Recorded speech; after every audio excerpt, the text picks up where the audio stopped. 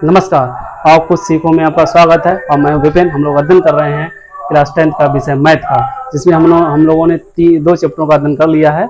आज हमारा तीसरा चैप्टर है जिसका नाम है दो चर वाले रैखिक समीकरण युग्म। पहले हम इसके बारे में समझते हैं कि होता क्या है। कहने मतलब है दो चर, क्या है इसमें दो चर होने चाहिए। फिर क्या है इसमें रैखिक होना चाहिए, रैखिक समीकरण होना चाहिए और उसमें क्या होना चाहिए, युग्म होना चाहिए। पहले एक एक शब्दावली को समझते हैं कि चैप्टर कह क्या रहा है, चैप्टर में क्या क्या चीजें हैं। पहले इसमें दो चर होने चाहिए। चर मतलब x और y, दो चर होने चाहिए। फिर उसमें रैखिक होनी चाहिए, मतलब क्या होना चाहिए, घात जो होनी चाहिए वो एक होनी चाहिए। पहले मैंने एक चर्चा की है कि रैखिक समीकरण या रैखिक बहुपद वो होता है जिसकी घात एक होती है। ये तो घात कितनी होनी चाहिए, घात एक होनी चाहिए। फिर इसमें समीकरण होनी चाहिए। समीकरण मतलब होना चाहिए यानी कि कोई भी जैसे मतलब 3x प्लस के 2y प्लस के 4 बराबर 0, ये होता है समीकरण। बराबर में अगर 0 है तो वो समीकरण कही जाती है। ठीक है, तो समीकरण होना चाहिए। युग्म क्या होता है, जोड़ा होता है। क्या होता है, जोड़ा होता है। बात समझ गए। कह रहा है कि दो चर होने चाहिए, फिर उसमें रैखिक होना चाहिए, घात एक होनी चाहिए दोनों चरों की, फिर समीकरण होना चाहिए, मतलब बराबर में 0 होना चाहिए, फिर युग्म मतलब होना चाहिए, जोड़ा होना चाहिए। इसी प्रकार के दो जो है जोड़े होने चाहिए, उन्हें हमें हल करना है। तो सबसे पहले जो है चर समझ लो, चर क्या होते हैं। इससे पहले भी हमने चर्चा की है चर और अचर पदों की। चर पद वो चर होते हैं जिसके मान अनिश्चित होते हैं, जिसके मान निश्चित नहीं होते वो जो है चर कहलाते हैं, और जिसके मान निश्चित हैं वो अचर कहलाते हैं। जैसे हम कह रहे हैं x बाई जेड, ठीक, डेड, ये सब हमारे चर पद हैं।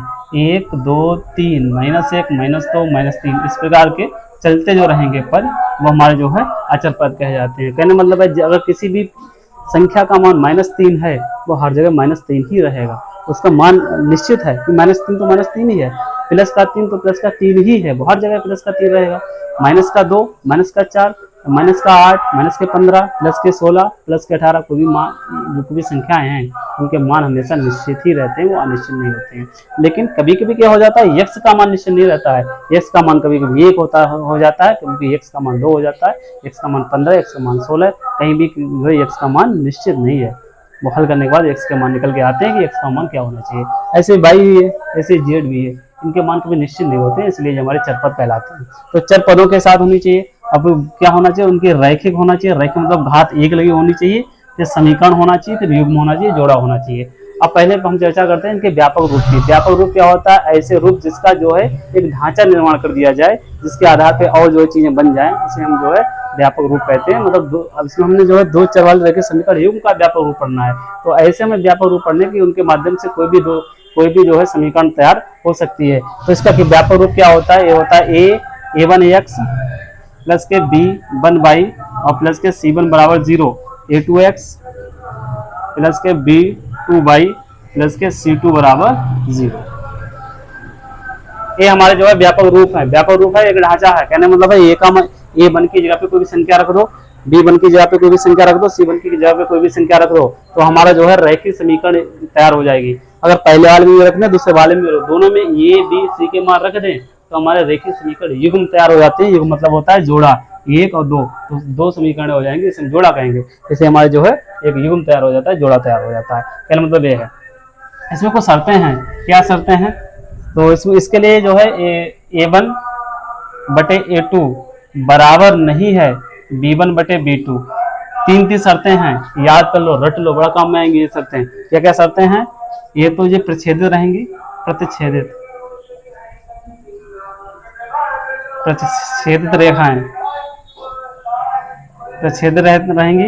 अब इसके बाद जो है एकल हल होगा, एकल हल अद्वितीय हल। अद्वितीय हल एक ही बात है, चाहे एकल हल कह दिया जाए चाहे अद्वितीय हल कह जाए। प्रतिच्छेदित रेखा है, एकल हल है, और क्या है ये जो है संगत है, संगत। ये तीन कंडीशन है, ये रट लो। मतलब एक में तीन कंडीशन है, इस प्रकार तीन अभी हम बताएंगे। तीनों में तीन कंडीशन है। अगर a1 बटे a2 में कहने मतलब a1 बटे a2 अनुपात निकालेंगे, b1 बटे b का अनुपात निकालेंगे, वहां पर बराबर नहीं रहेंगे, रेखा प्रतिच्छेदित रहेंगे, एकल हल होंगे और संगत होंगे। तीन कंडीशन है, रेखा प्रतिच्छेदित, एकल हल, संगत। संगत होने के लिए कम से कम एक हल की आवश्यकता है। कहने मतलब है एक हल होना चाहिए कम से कम, जिसमें एक हल है वो संगत है। कहने मतलब है अगर प्रतिच्छेदित रेखाएं हैं तो वो एक हल है। अभी हम बताएंगे कैसे हल होते हैं, ठीक है। वो हम जो है तो ग्राफ बनाएंगे, अगर उसमें प्रत्येक समीकरण की एक रेखा खींची जाती है। इसमें दो समीकरण है, इसका मतलब दो रेखाएं खींची जाएंगी और वो दोनों रेखाएं कहीं ना कहीं पे जाके ऐसे काट देंगी। इसे बोलते हैं प्रतिच्छेदित। क्या बोलते हैं? प्रतिच्छेदित। तो वही है, अगर एक कंडीशन बनती है तो रेखाएं कहाँ हैं? प्रतिच्छेदित रेखाएं कहीं ना कहीं पे काट देंगी जाके। उसका एकल हल है, मतलब उसमें एक हल होगा, ठीक है। और उसमें क्या है? वो रेखाएं संगत है। पहली कंडीशन हमारी ये है। दूसरी कंडीशन क्या है? a1/a2 बराबर है b1/b2 और बराबर नहीं है c1/c2। अगर इनके मान निकालते हैं, उनका अनुपात मान निकाल के अनुपात बनाते हैं, अनुपात बनाने के बाद c1 और c2 का मान बराबर नहीं आता है तो इसका a1/a2 बराबर आएगा, b1/b2 बराबर आएगा, लेकिन c1/c2 बराबर नहीं आएगा। इसका मतलब ये है कि ये जो रेखाएं समांतर हैं। कैसी रेखाएं हैं? समांतर रेखाएं हैं। कैसी रेखाएं हैं? समांतर रेखाएं हैं।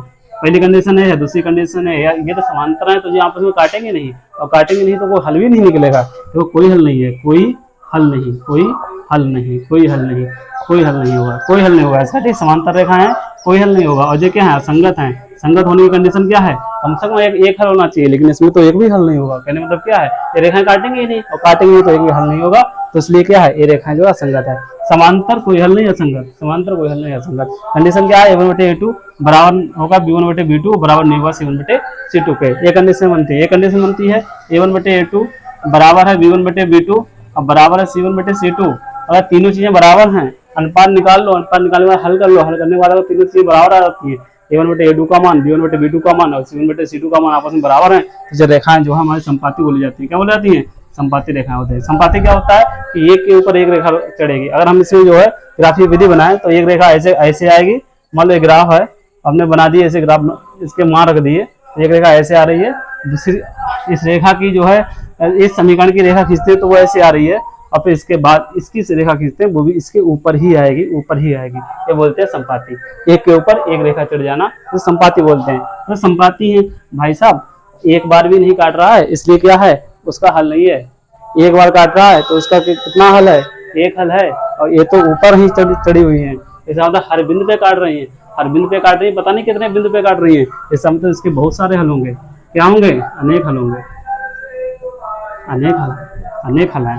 ठीक है, इसके अनेक हल हैं। और जब इसके अनेक हल हैं, मैंने बताया कि कम से कम एक हल होने के लिए वो संगत हो जाता है। कम से कम एक हल होने के लिए संगत हो जाता है। और जिसके तो अनेक हल हैं तो ये संगत तो होगा ही होगा। तो ये क्या है? संगत है।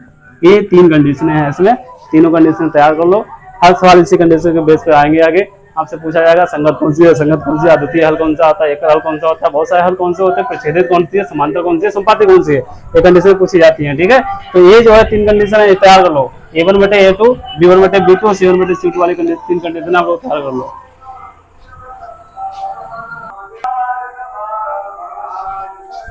हम लोगों ने अभी तक देखा कि किस प्रकार रेखाएं संगत होती है, किस प्रकार संगत होती है, किस प्रकार प्रतिच्छेदित होती है, किस प्रकार समांतर होती है, किस प्रकार संपाती होती है।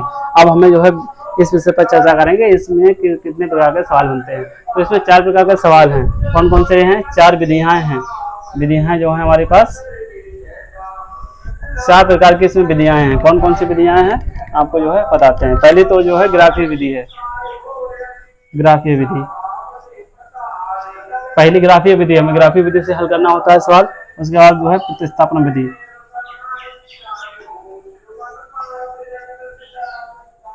प्रतिस्थापन विधि है, फिर है विलोपन विधि,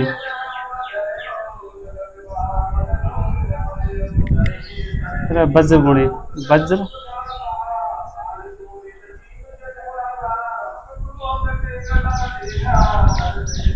गुण विधि। ये 4 विधियां हैं जिसके माध्यम से हमें जो है रैखिक समीकरण युग्म हल करने होते हैं, x y के मान निकालने होते हैं।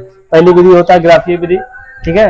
फिर है हमारे पास प्रतिस्थापन विधि, फिर हमारे पास विलोपन विधि है, फिर हमारे पास वज्र गुण विधि है। अब जो है 10th के सिलेबस में ये विधि जो है किसी जो है किताबों में मिलती है, प्रत्येक किताब में नहीं मिलती है, कम आती है विधि। तो हमारी ये 3 विधियां पूछी जाती है, ग्राफीय विधि, प्रतिस्थापन विधि, विलोपन विधि। ठीक है, तो फिर विधियां जो हैं 4 विधियां हैं जिसके माध्यम से हमें जो x और y के मान निकालने हैं। तो हमारी जो अगली जो वीडियो आएगी उसमें जो है हम ये जो भी विधियां हैं क्रम वाइज जो है एक एक करके उसका अध्ययन करेंगे। पहले तो हम एक वीडियो ऐसे आपके लिए लाएंगे जिसमें एक ही सवाल में जो है जो 3 विधियां हैं वो तो नहीं आती इतनी, जो 3 विधियों को हम यूज कर सकें, जिससे एक ही सवाल में आपको जो है ये विधियां सीखने को मिल जाए। तो जो अगली वीडियो आएगी उसके जो है चैप्टर में जो है चैप्टर वाइज जो है उसमें विधि वाइज जो है क्रम से जो है सवाल जो कराए जाएंगे। ठीक है, बहुत बहुत धन्यवाद।